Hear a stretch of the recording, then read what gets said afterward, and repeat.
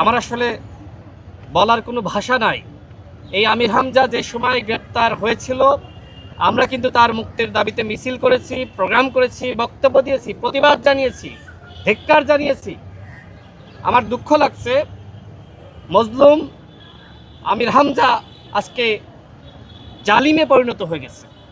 ছাত্র অধিকার পরিষদের নেতা সোহানুর রহমান সোহান, তিনি ঢাকা মেডিকেলে মুমূর্ষু অবস্থায় ভর্তি আছেন।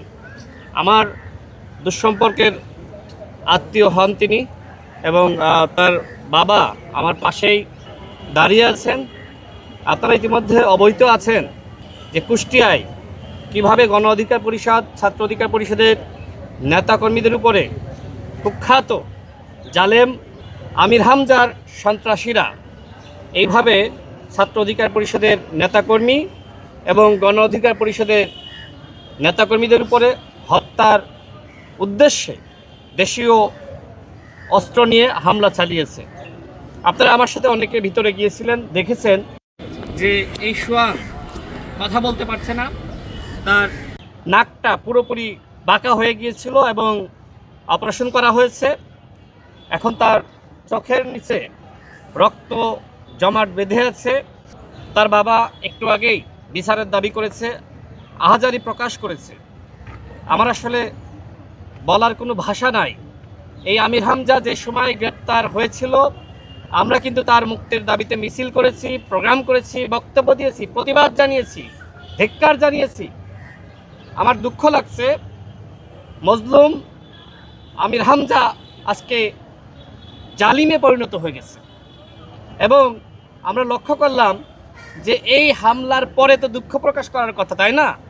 যদি একজন এমপি হিসেবে আমির হামজা এর সাথে জড়িত না থাকে, তাহলে তো দুঃখ প্রকাশ করার কথা, এবং একই সাথে তার যে সকল নেতাকর্মীরা এর সাথে জড়িত তাদেরকে আইনের মুখোমুখি করা।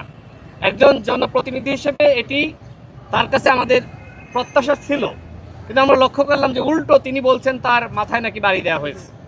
তিনি স্বীকার করেছেন যে তার গাড়ি থেকে দুইটা লাঠি বা দেশীয় অস্ত্র বের করা হয়েছে, তাই তো? একটা মনে হয় লাঠি, বাঁশের লাঠি, আর একটা বেসবল। আচ্ছা, বেসবল। তো এই যে মানে তিনি নাকি নিরাপত্তার জন্য সাথে রেখেছিলেন। দেখেন, একজন এমপি, তার সামনে পুলিশ প্রটোকল, পুলিশ তাকে নিরাপত্তা দিচ্ছে, আর তার গাড়িতে এই ধরনের অস্ত্র, লাঠিসোঁটা সে ব্যবহার করছে। আমি প্রশাসনকে বলতে চাই, সে কি শুধুমাত্র এই লাঠিসোঁটা বা দেশীয় অস্ত্রই গাড়িতে রাখে, নাকি সে অন্য কোনো অস্ত্র গাড়িতে বহন করে মানুষকে হত্যার উদ্দেশ্যে আর কোনো পরিকল্পনা তার আছে কিনা, সেটি আসলে খতিয়ে দেখা দরকার।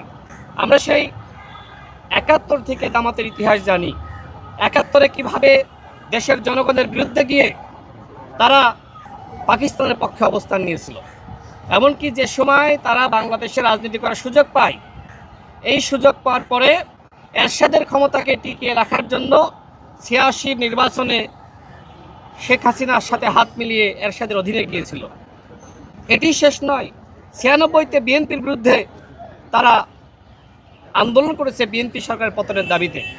এরপরে সেনা সমর্থিত ফখরুদ্দিন মঈনুদ্দিনের দোসর হয়েছিল, এবং বিএনপির রাজনীতি, এমনকি ওই সময় আওয়ামী লীগের রাজনীতি, সেটিকে ভ্যানিশ করার জন্য এই জামাত ইসলাম ফখরুদ্দিন এবং মঈনুদ্দিনের সাথে হাত মিলিয়েছিল। আর এখন তারা জনগণের শত্রুতে পরিণত। দেশে দেশে সবার সাথে দ্য নিউজ।